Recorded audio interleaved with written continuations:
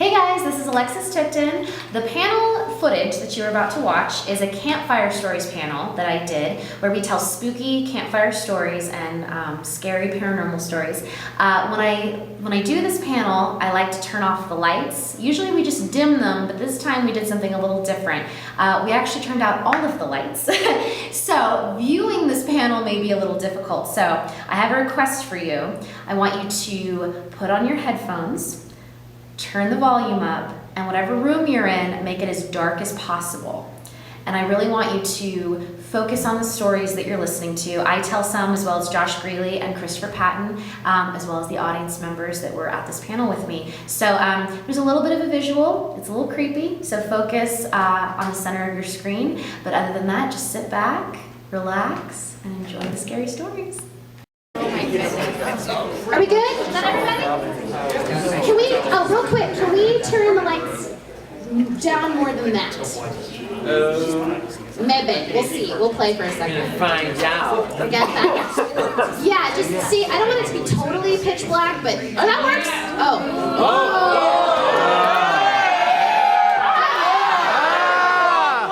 Don't look at me! Is that okay? In case someone has to leave, are you guys, if someone has to leave, are you guys okay to get up? There's that. Just if someone has to leave, just be like, I gotta leave! And we'll be like, okay. Yeah. So, anyway. If someone needs to leave, I got a flashlight. Right. We'll all help each other. We have lights. You have a blind. Well, good. It's a good thing you don't have to see anything for this panel, because you're all blind now. Anyway, okay, so this is the Campfire Stories panel. Just in case there was any misconception, that this is not a convention horror stories panel. This is a paranormal scary story panel. So if you are scared easily, this may not be the panel for you. Oh God. Is everyone in the right place? Okay. So, I've been doing this panel for a few years. It's a lot of fun. I'm so excited to have you guys here, and I usually open it up to the other guests to join me if they would like. So this time, Josh Grelle has decided to join us, as well as Chris Patton. And I'm Alexis Tipton. So hi. Yes. What? Do we have mics? Do we have mics? We have mics. microphones. Mine doesn't. Oh, it's Okay, not we'll working? try that one. What? Okay. And if all else fails, you and I can share. We can Is the share. switch on? Is the switch on? Your mom switches on. So, thank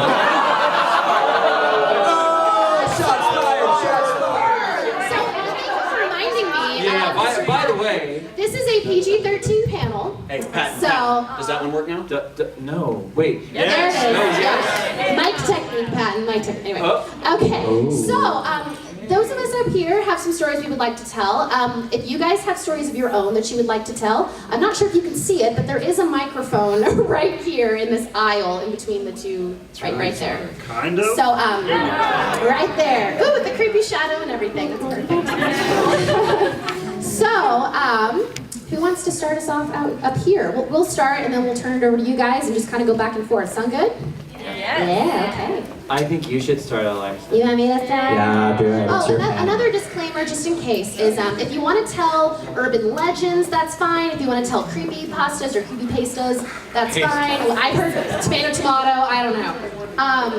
That's fine. If you want to tell true experiences that happened to you, that's fine also. If you do not believe in the paranormal and you're a huge skeptic, that is totally fine, but please be respectful to the people that are telling stories based on real experiences, and that just goes for everyone in general. Just be quiet while they're telling stories, be respectful, listen, Shut up. all that good stuff. So yeah. Oh gosh, let's see. Oh, I can tell you guys about the Creepy Doll restaurant. Yeah, do it. Sound good? Okay, I went to a convention in Phoenix, Arizona called Phoenix Comic-Con.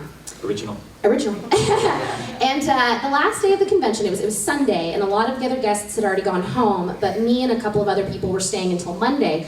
And so it was me, Caitlin Glass, her husband Tony, and then Garrett Wang from Star Trek, which is really cool, I know, right? And so all of us were walking around outside the hotel and we're trying to find a place to eat. It was Sunday and it was also 10 o'clock at night, so kind of hard pressed. So we walked around a few blocks, we were turned away by a few restaurants saying they were just about to close, and we finally found this beautiful restaurant sitting on a corner, and they were like, come in, we're open till like 4 a.m., come on. We're like, okay, first thing. So we walk in. It's a very modern restaurant. They have Italian food. They've got a full bar. And we're like, yes, it's great, especially after a long weekend of working. So we sit in there and we sit down at our table. Nothing is amiss, all right? This is a very beautiful restaurant with interesting architecture, but nothing amiss. So we sit down, and as we're deciding what we want to order, a couple of guys that are just getting up and leaving recognize Garrett from the convention, and they come over and they say, hey, big fan, blah, blah, blah. Just so you know, before you guys leave, there are 3 things you need to check out. You need to check out the elevator shaft, you need to check out the basement, and you need to check out the bathrooms. And we're like, color us intrigued. So we start eating our meal, and we're like, okay, elevator shaft, what? Well, we see an elevator that goes upstairs, and we're told that the elevator goes upstairs to the bathrooms. That's all that's up there. But right next to it is an old original elevator shaft from like the 1800s. And what they've done is they've put a clear glass bottom and a mirror up above. So it looks like something out of Silent Hill. And you go, and I do not have vertigo. When you go and step in that thing, you look down and see an elevator shaft just like tunneling into the pits of hell beneath you. And then when you look up, you see a mirror, which makes it seem 10 times longer. So that was scary enough. Then we ride the working elevator upstairs, find the bathrooms. It's a hallway of mirrors, like some weird, psycho clown funhouse reject. And then you walk through this hallway of mirrors to this open circle where there's just individual stalls that don't have handles, and they all have silhouettes of people dancing on them. What? So we figured that out, and then we're like, okay, all that's left is the basement. This restaurant is not very big, y'all. Like, this room is about the size of the restaurant. And we can't find the basement. We're like, where? The elevator doesn't go down, it only goes up. Where's the basement? So we round a corner, and we see a staircase that is original. It's made out of stone. And we start walking down this staircase, and a woman was standing on the landing of this staircase. I later found out she did not work there. I immediately realized she was absolutely drunk. And all she does is she gestures and she says, I present to you the Last Supper. And we're like, what? So we continue going down the stairs, and when you get towards the bottom of the stairs, there's a chain link fence blocking you from most of the basement, and then just like a little pathway where you can actually, step into. And on the other side of the chain link fence is a doorway, like a stage door, that's open. And someone goes, that's the spirit door. That's how the ghosts come through. And we're like, we came here to eat Italian. And then we turn to our right, and I found the Last Supper. It's a long table, about the length of the table in front of us up here, with one little interrogation room light. Oh God. And nothing but dolls. Oh shit. All shapes and sizes, all, ages, decades. And then it's all these little dolls, and there's a meal set up in front of them. It's covered in cobwebs and mold and coins that people have thrown in there. And then in the middle is a giant doll. It's like doll Jesus. It's sitting there, and they're all just staring at your soul. And I'm like, we came here for Italian food. So that was really interesting. I got pictures. The next year, I did not go to that convention, but I went to one close by. Everyone was like, where should we go eat dinner? I go, I have a place. Told them they had great pizza and great wine, and everyone was in for it. So we went. Ian Sinclair, I don't know if any of you know Ian Sinclair, was with us. Ian Sinclair is so easy to scare, it's beautiful. So we go there, and I told them about it once we got there, and everyone was really mad at me. I'm like, guys, the food's amazing. You don't have to see any of the stuff. It's fine. It's not going to ruin your time.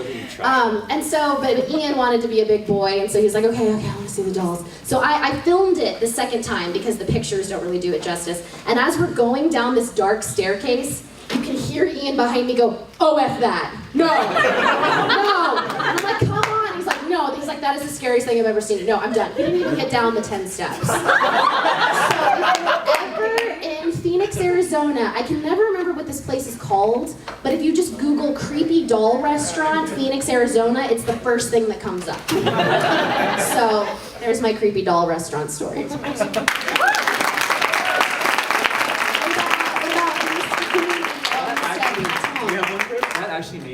uncomfortable. See, that story had some levity to it, but that doesn't mean all the other stories have to have levity to it. It was warming you up, you know, just like getting into it. But scary story now. It was. I do have something, but go ahead. Okay. Proceed. Yeah.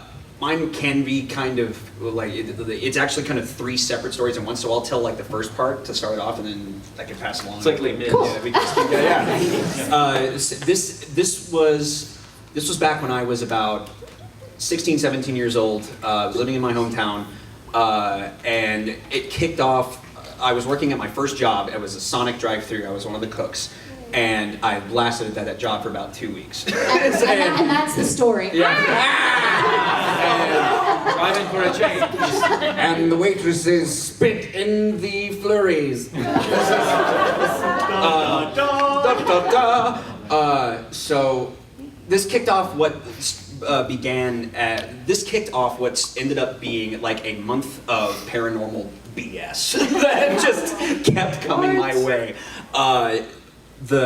My manager, my boss at the Sonic, who was a total jerk, womanizer, and just kind of a disgusting creep overall. Didn't care for him. Mainly the reason I left that job. He comes in one day and he looks kind of spooked and freaked out, and me and some of the other guys are asking like, "Oh, like, what's up with you?" And he has this tape recorder. He had a tape recorder. He went into the local graveyard the night before for whatever reason. He just he was drinking. He decided, you know, he was just walking around like small, boring hometown, not a lot to do. So he goes into the graveyard, and he's playing this tape for us, and we just kind of hear him walking around and just kind of mumbling to himself and talking, and as he's drinking. And at one point, we hear what sounds like he's stepping over graves and stuff, and he knocks something over, like he hits something that had been it sounded kind of like maybe a small vase or something, like someone had left flowers at a gravestone, and he had stepped not only on the grave, but knocked this thing over whenever, and we hear him like in the tape we just hear him say, "Sorry, no disrespect," followed immedially by a and he screams. I am out. Like he flips out, takes off, and we just hit like he forgets that he's recording something like for a while, because then it just keeps going. It's just him driving away, freaking out, and this is the very start of what ended up being a bunch of creepy stuff that then I ended up having a very close encounter with something similar. Gosh. By the way, I like the sound effect, and I think everyone here. If anyone had to go to the bathroom, they don't anymore. I would like some of the lights on. What's your story? Mine's kind of weird. I'm choosing to tell this particular one because it involves another voice actor, actually. There's a story that I'm sure some of you may have heard Greg Ayers tell about he and Monica Rial and I in a haunted hotel in New Orleans. Nice. So I'm not going to tell that because I think that one's been told. I'm going to tell the story about when I was doing a show with Monica Rial. And I don't know how many of you act in theater, but all theaters are freaking haunted. It's true. They're all haunted. Yes. All theaters have a theater ghost. And Monica Rial and I were working on this show together at a small theater in Houston. And she and our good friend who was the stage manager, we all went back into the far back room because we were all digging for props, like you do when you're doing non-equity theater. And we were digging for props that were apropos for the show. We were looking, and the guy who ran the theater, he's like, "Oh yeah, that's the haunted place." And we were like, "What do you mean?" Did you read it? It sound like Bill Clinton. And no, that is how this guy talked. And he's like, "That's the haunted That's place." Jimmy Stewart. And I was like, "What do you mean?" He's like, "Oh yeah, that's like where things happen with the supernatural. And it's haunted." And we were like, "Okay, yeah, whatever." Wink, wink. So we go back there and we're looking, and all three of us at the same time start getting like what I call the cold pricklies, where we all started to feel weird. And we're like, okay, something is not right at all, and let's go ahead and leave this room. And we're all saying that and agreeing upon it. And we get quiet and we start just tiptoeing out of the room, and all of a sudden I hear Monica Rial's voice go, "Chris Patton," and then the door slammed shut. Okay, Monica Rial I looked at her face was white. And I go, "Why did you just say my name?" She goes, "I didn't." So We ran out of that room and then proceeded to rehearse in the show, hoping to get good reviews. Anyway, but that's one of the weirdest things that's ever happened to me. And yeah, that's my little story. So I want to read one of my favorite things that I think is very challenging. When it's so challenging, so when it's done right, I have mad respect. Is horror stories that are only a sentence or two long. Ooh. So I want to read I know you guys someone a who wants to couple. vote for Donald Trump. Yeah. No, I'm not. No, you're Okay. Oh, this is great because then I'm casting like a light on my face. Yes. Anyway, play with us, Danny. Play with us forever. Anyway, okay. Okay. I was having a pleasant dream when what sounded like hammering woke me. After that, I could barely hear the muffled sound of dirt covering the coffin over my own screams. That's good. I can't sleep, she whispered, crawling into bed with me. I woke up cold, clutching the dress she was buried in. That just makes me sad. I know. I begin tucking him into the bed and he tells me, Daddy, check for monsters under my bed. I look underneath for his amusement and see him, another him, under the bed, staring back at me, quivering and whispering, Daddy, there's somebody on my bed. Oh my God. Oh, goodness. No. I like it. I like it. Oh, here's one that'll mess with you. I never go to sleep, but I keep waking up. Oh, I don't like that. There was a picture in my phone of me sleeping. I live alone. What the fuck? That's happened to me before. What? Okay, That's happened to me before. you're telling a story after I'm Wait, done with yes. this. Okay, Yes. I want to hear that. growing up with cats and dogs, I got used to the sounds of scratching at my door while I slept. Now that I live alone, it is much more unsettling. Yes. And all the time, this one really always messes with me. I'm not 100% sure what it means. And all of the time that I've lived alone in this house, I swear to God, I've closed more doors than I've opened. Yeah. She asked why I was breathing so heavily. I wasn't. I awoke to the sound of the baby monitor crackling with a voice comforting my firstborn child. As I adjusted to a new position, my arm brushed against my wife sleeping next to me. Oh God, no. I always, I think most of us can relate to this one. I always thought my cat had a staring problem. She always seemed fixated on my face, until one day when I realized that she was always looking just behind me. Yes! It's scary. It And is! the last, Oh my God, it's and the last one. my freaking cat! I think it's 99.9% of cats. Yes. Um, Yes. There's nothing like the laughter of a baby, unless it's 1 a.m. and you're home alone. And on that note, good sir. All right, now, is that turned on? Doesn't sound like it. All right, I'll speak loud. I actually have two stories. One's not that story because that's actually not terrifying, but I'll tell that one anyway. But is it all right if I tell the other two stories too? There you go. It's on Go for me. it. Yes. Okay. All right, the first one was I used to have a sleepwalking problem. So when I woke up and there's a picture of me on my phone, literally it was just me sleepwalking and I couldn't remember it. Oh. So it wasn't anything spooky. Now, what was that? Was that you? I'm sorry, no. Anyway. They've come to take you in. All right. This first one is something that happened to me. Me and my friends, we make a lot of fun movies just for the heck of it.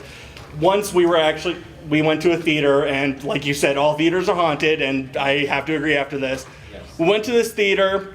We're shooting, but our just batteries are just keep dying, and we put in brand new batteries, they die again.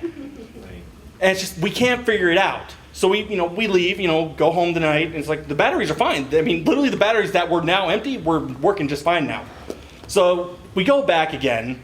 This time my friend brings, a rosary and is, and his pastor who comes with.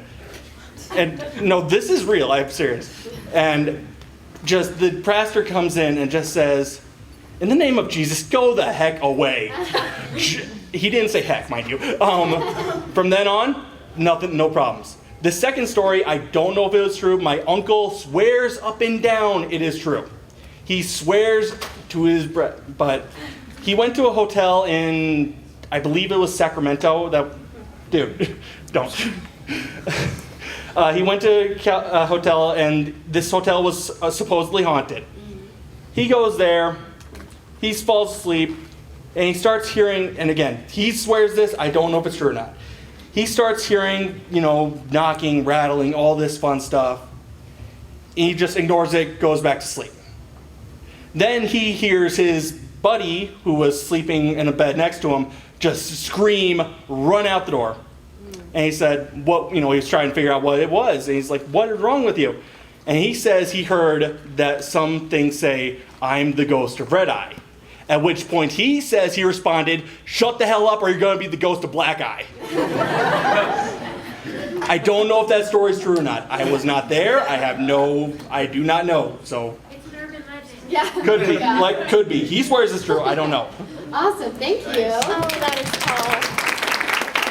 Next person has to see microphone. I'm sorry, can you guys see okay? Probably not. You got it, you're on it, you got it. So, I work at a restaurant that's really, really old. It wasn't always a restaurant. It used to be a brothel. The building itself is over 100 years old. Great start. So, naturally, and I'm the hostess, so my job is to sit in the front, look pretty, be bored, and seat people. So, naturally, I have people come up to me all the time like, oh, is this place actually like haunted? Because of course 100 years you hear stories, and you do hear a lot. Like a bunch of the people who work there, I myself, there will be like cold spots and stuff in the restaurant. Like, I'm just trying to make my minimum wage. I don't really give it too much mind.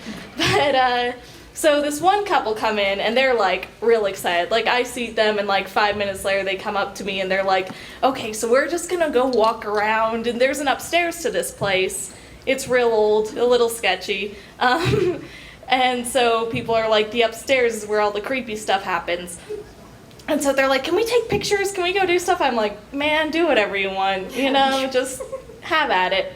So they're like, I could like hear them getting excited about stuff upstairs, and like they keep taking pictures.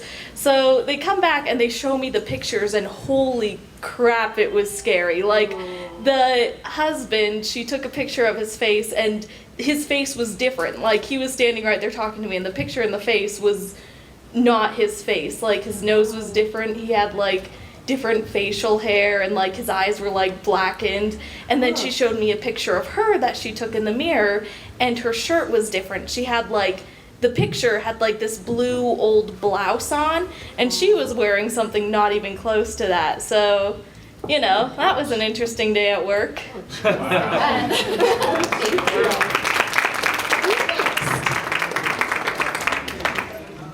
Okay, so I used to work at a group home, and a client of mine had passed away, and it had been like a few months or whatnot, and I was working late one night until midnight, and I was all alone. Everybody was in bed, everything was done, and all of a sudden from the stairway I hear a giggle. It sounded just like my dead client. Oh. And I went around and checked. Everybody was in their rooms. Oh. Nope. So yeah, that was my experience. Thank you. Who's next? I actually have 2 stories, but I can go and share one if it's alright. Cool. I mean, this is actually a story that happened, and it still freaks me out because yeah. But I used to be in Girl Scouts when I was 10 years old, and we actually had we actually got to chance to spend the night at the mall. And most of the Girl Scouts and other troops actually got that chance too. And this happened later on during the night, probably around like 1 o'clock, 1:30.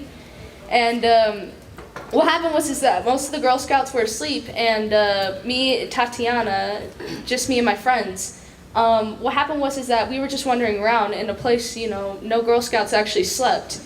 They were all probably by the food court. And what happened was that we hear like some laughing of like kids or something.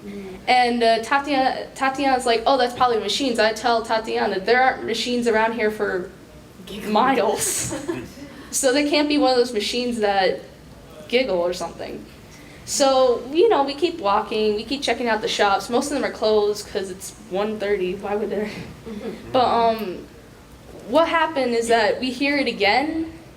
And this time we are actually close to machines, so I went to go check it out. Most of the machines were powered down because the Girl Scouts were actually spending the night there. And I said, how is this even happening? I mean, the machines are powered down, nothing's lining up, we're hearing giggling. And then suddenly I hear a footstep right behind me, like really loud, about to the point to where even Tatiana could hear it. And she's like, I'm not going to be around this area anymore. I'm just going to go ahead and go over here. You can go ahead and stay here and probably, who knows? And of course, I just stick around because I'm like, oh, there ain't no such thing as ghosts. I don't believe in that. No. So I keep walking around, and we get to this arcade, and it's of course shut down, but some of the arcade machines are still on. And I'm saying, oh, probably giggling came from those. And then suddenly they all just powered off. Oh God. Oh, No. And I'm like, please tell me that the electricity just went down in that arcade. Run. I was thinking that in my head. Don't run, you'll only die tired. Yeah. We'll get you. And so I just walked away, saying nothing, probably looking really pale. I go back to Tatiana. She's like, why are you looking pale? And I said, I just saw the, like, paranormal activity or something. She says, oh, I thought you don't believe in that. I said, not anymore, I do believe in it. Yep. Let me tell you a second story, or should I just go sit back down? Which mall? Chapel Hills. Oh. Wait, what? We got to spend the night at Chapel Hills. A lot of you are feeling very uncomfortable. I think we have some Chapel Hill shoppers. Used to. I'm just gonna tell the second story. So this one actually happened at a Chuck E. Cheese restaurant. Of course. Yeah, of course. Not so many reasons. But I mean, like, it was the animatronic, but it was mostly the mascot. Oh. So what happened was that this Chuck E. Cheese has just opened up. You know, it's nice and friendly, and I wasn't really into it because I'm old. Too old for this. You're old. And I went in. No comment. I ain't 30. No comment. Go ahead. So I walk in, and it's for my sister's friend's birthday party. And I decided, hey, you know, might not be that boring. I could just go ahead and play some games. And I play some games near the stage of where the animatronic was. And when I look over at the animatronic, I notice that it's staring right directly at me. And I get freaked out. I gotta start getting chills. I'm like, maybe that's probably just a coincidence. So I go back to the game, and I finish it. So I walk off to a different game, same near the stage. And of course, I turn back to look around at the animatronics, like, you know, probably looking at the same direction I was before, and it's staring right back at me again. No. And of course, Freddy's. Chucky's. it was a Saturday. Chucky's coming to you. No. So I go over to the people, you know, because this animatronic looked powered down, because it wasn't even talking or anything. So I go over to people, I'm saying, hey, is your animatronic powered on? They said, no, it's not powered on yet. We haven't even powered it on this morning. And I get chills, because Yeah. the eyes turn automatically without the power on. So I go over to my sister's table, which is also near the stage, but, you know, the animatronic's not looking at me anymore. I look back at it, it's not looking. And so I feel more relieved. And then the mascot comes over, and he says, hey, I heard what happened. Are you okay now? And I tell him, yeah, I'm all right. And he says, good, I don't want you to have a bad time here. And, you know, he keeps patting my shoulder. He, you know, goes quiet. I'm like, hey, can you stop patting my shoulder? This is getting really uncomfortable. Oh. And so, you know, he's just like, oh, sorry, I'm just trying to make sure. And he walks away. And, you know, probably a coincidence. So finally, I decided to buy more tokens because I was having such a great time. I was winning tickets for my sisters, you know. And I've noticed that the mascot dude, he was playing around with the kids, and he turns right at my direction. And I start thinking in my head, how does he even know where I am? I mean, it's just so weird. And he starts walking towards me. And, you know, I start looking at him walking towards me. I get up from that machine and I start walking away. And I notice that I look behind me and I notice that he's not following me. And of course then I look back and I go over to another machine. I look back in the direction trying to make sure, and he's standing right there. Oh. It's like Ghost and Stranger Danger. Possession. Paranormal stranger activity right there. That's Yeah, and of course then I get so freaked out that I start running over to my grandma. And I tell her, hey, there's something ain't right here. And she's like, oh, it's probably just probably, he's just playing around. I'm saying, if he was playing around, he would not be creeping me out right now. Yeah. Right. So, of course, we end up leaving. And I noticed while I was leaving, you know, I'm just looking back at it. And then at the corner of my eye, I noticed that he's staring at me right through the window. No. Yeah, I'm still And, of course, I just left out of the car. Yeah, that's my story. Awesome. I have one real quick before we turn it back to you guys that I just remembered. When my brother and I, my brother's older than I am, when we were still living at home, he'd gone, we used to have 2 bedrooms that shared a bathroom, like a Jack and Jill bathroom, and then he went away to college and then had to move back home for a short amount of time. And so my mom was like, you guys don't need to share a bathroom anymore, so she put him in a different bedroom. So the way that that house was set up was there was a front staircase and a back staircase, and the hallway kind of curves around, and so there's sort of a blind spot before you clear it and can see the back staircase. So my mom was like, hey, go get your brother and tell him lunch is ready, and because he was really into computer games and we usually wear headphones, and so if we called up to him, he couldn't hear us anyway. So I was like, okay, great. So I went up the front staircase and was coming down the hallway, and just as I was coming down the hallway, I saw my brother coming out of his bedroom, closing the door behind him, and heading down the back staircase. And I was like, oh, hey, Eric, wait. And he cleared that blind spot. And then just as I cleared the blind spot, no one was there. Oh. And I was like, oh. And so I went and I opened the door to his room, looked, no one was there. I ran downstairs in the kitchen and I said, hey, Mom, did Eric come downstairs? And she said no. Turns out my brother had been outside the whole time. Okay. Oh. And I went and told him, and my brother is like Haley Joel Osment from The Sixth Sense. I mean, he's better. Stuff happened. Yeah. So this really wasn't shocking, and I only saw this person from behind, but it looked like my brother, it dressed like my brother, I spoke to it. I saw a person. And so when I told him, he just kind of like, I told him what happened, and I was like, yeah, that's pretty weird, and he just kind of went, huh, and walked off. And I was like, no, you can't do that. And I never found out what that was about, but apparently he knew. So, wow. Thanks, Eric. Wait, what? Thank you too much. Next in line, please. All right. First off, I want to say big fan. Oh. Love you guys. And my experience was a little bit different. It's going on right now. So my grandparents moved into a house about 16 years ago. We had Christmas there, Thanksgiving, everything.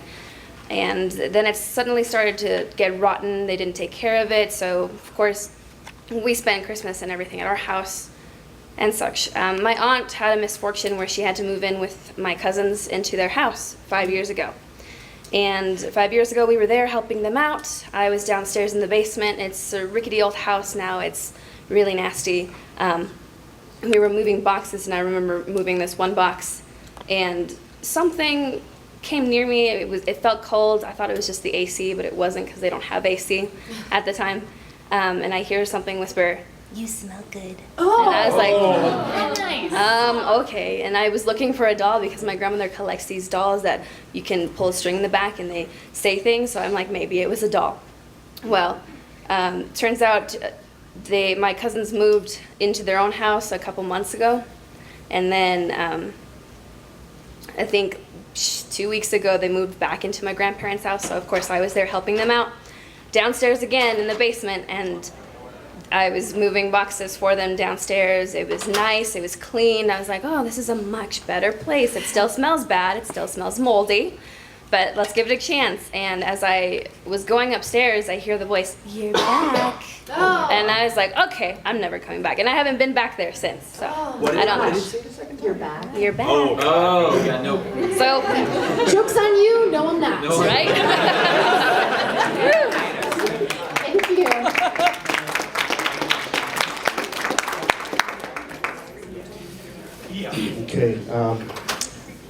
This happened to me when I was about 12 years old. This is one of the first times I've actually told this. I don't really like to remember it. We lived in a house that was kind of up on a hill. You could see across the street. We were in a regular neighborhood, and there was a street light that was right across the street, and it illuminated a circle that pretty much went all the way from the wall of our house to the wall of the house across the street. So you could see everything, you know, in that circle between the two spaces. And this one night in the summer, I slept with my window open in the summer to keep things cooler. And just from far away off to the left, I just heard crying, just like a girl crying, teenage, maybe college age girl crying. And I was thinking, it's just some girl that got dumped or something, you know, and she's walking home. But then, you know, as it got closer and I really started listening to it, it was like a cry of just despair. It was just horrible. It sent shivers down my spine. It was like someone who had, you know, lost everything they ever loved or something, kind of wailing. And, you know, and I could hear it as it was moving closer, and it was definitely real. It was reverberating off of the other houses and everything, the sound. And so it got close. It got to the point where it was going to cross right into the street light. And so I said, all right, well, whoever this is, I'm going to see what this is all about. And so the sound of the crying crossed into the street light. The sound was the only thing that crossed into the street light. It kept passing. It was a very smooth, almost like the sound was gliding along on tracks or something. There were no footsteps, nothing accompanying it. It kept going. It crossed through. There was nothing to be seen, not a speck of movement, and it kept just disappearing down the street on the other side, and got to the point where all you could hear was just kind of the high notes of the wailing as it disappeared off into the night. And I asked people, neighbors around the next day if they'd heard it, and nobody else seemed to, but that left me pretty spooked, and for the rest of the night. Wow, that's a great story. Thank you.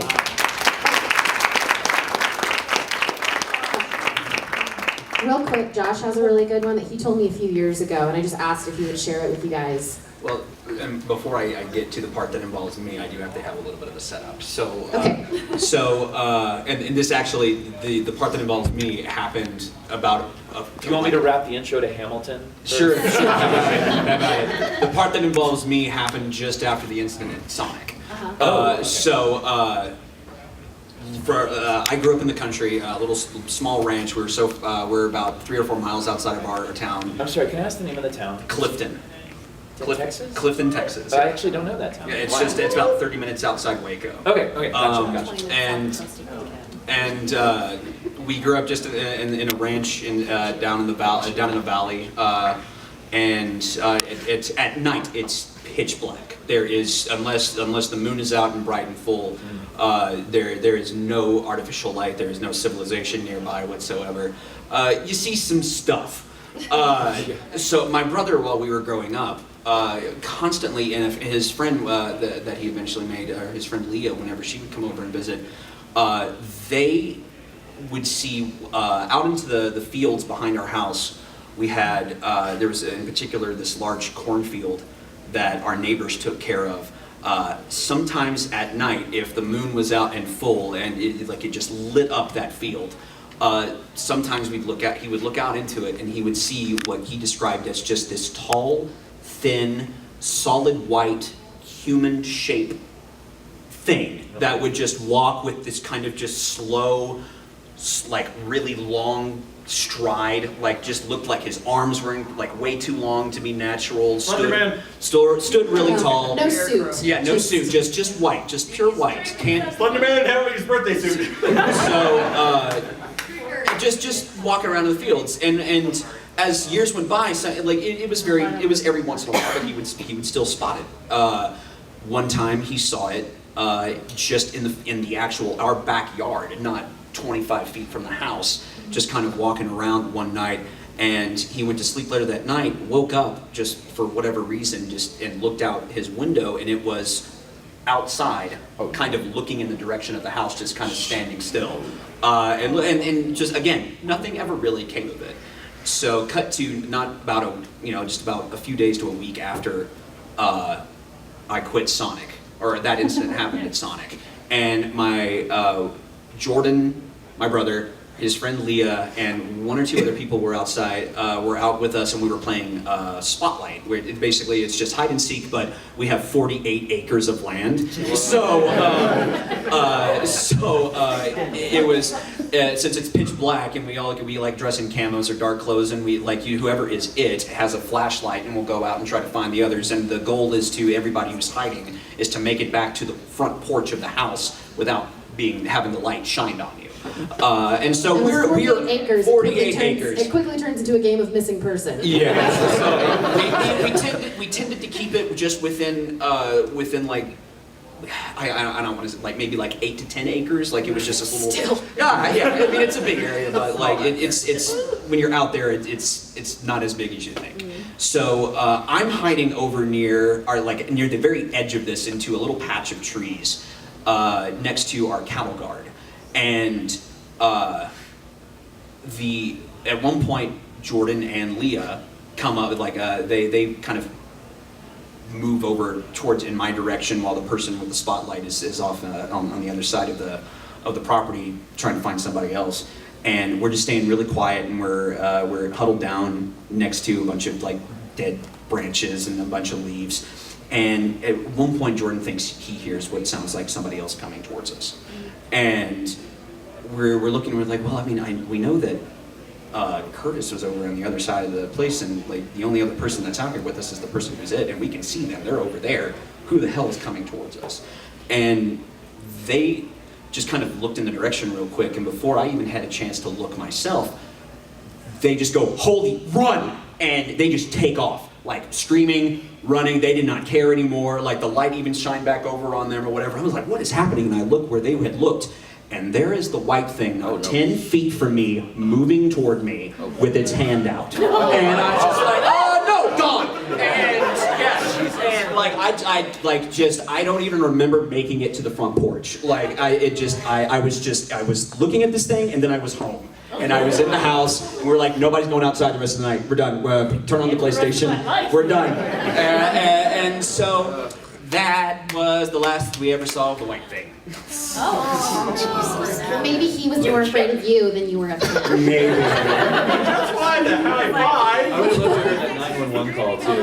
Right? Here's this That was your chance at first. Well, you live in the country.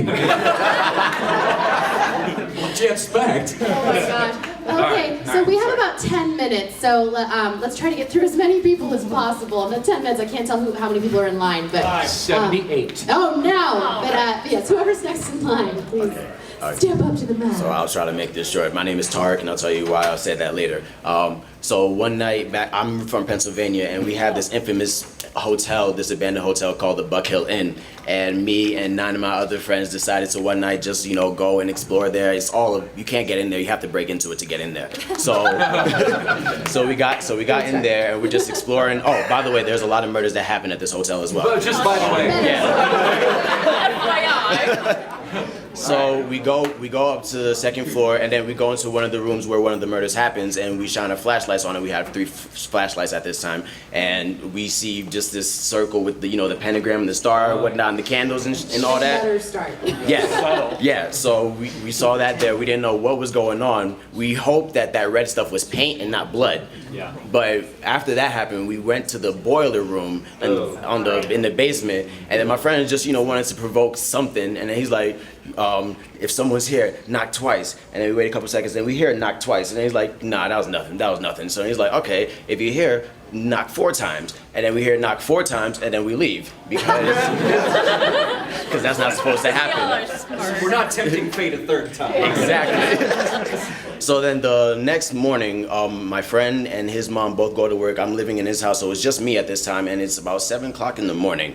And I'm just sitting in my bed. We all are familiar with sleep paralysis and how we feel like we get. So that happened to me, but the weird way that I got out of it was I heard the door open for the room that I was sleeping in, and I heard someone walk up to me and whisper in my ear, Tarek. And then I looked, there was no one there, and I was able to get up. Yo. And yeah, that's that experience.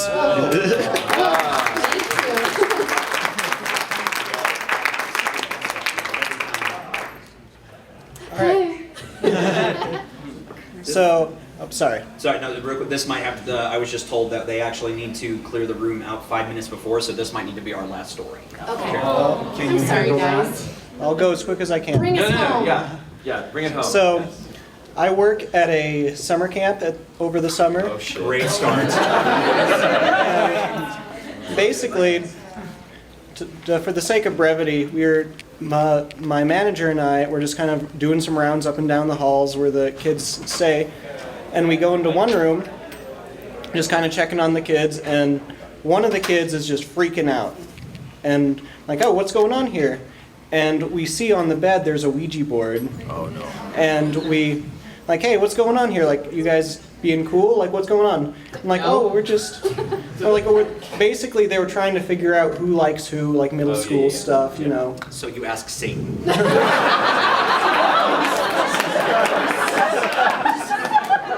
Just wait till you hear their response. Anywho, so we don't think anything of it. We're like, hey guys, if you're freaking each other out, like don't be doing that. Like, but whatever. So we kind of like take care of the kid that's freaking out, and later that night, my manager and I are kind of on guard duty. So we have to like kind of patrol the halls in the middle of the night to make sure the kids are like not sneaking out and whatnot. And out of the corner of our eye, we just kind of see like some movement, like pretty consistently. And then kind of like in the air, we just hear the words like, make sure your windows are open so the Sandman can get in, or something like that. It was like really ethereal. And I look over at my manager, like, you hear that? He's like, yeah, it's probably one of the kids just trying to screw with us. I'm like, yeah, whatever. And like, we hear a door kind of close behind us. We look over, nothing there. I'm like, oh crap, one of the kids are trying to get out. I'm like, what's going on? So we kind of hurry over to the door. Obviously no one's over there. So we walk out, kind of look over like, all right, there's a kid trying to sneak out, where they are.